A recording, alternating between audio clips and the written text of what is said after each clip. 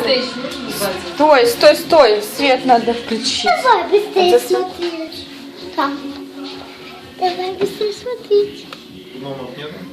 Открывай, открывай. Так, где тут открываю? А еще даже русалка должна была быть. Ничего себе еще. Чего? Мама, ты бы видела. И русалку он принес. Ты что, столько подарков? Ну, мое желание сбылось.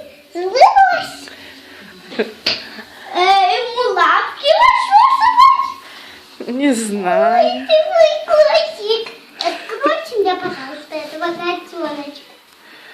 Настя, ну понравился тебе подарок? Да. Как так? Ну вот так, ты же загадывала.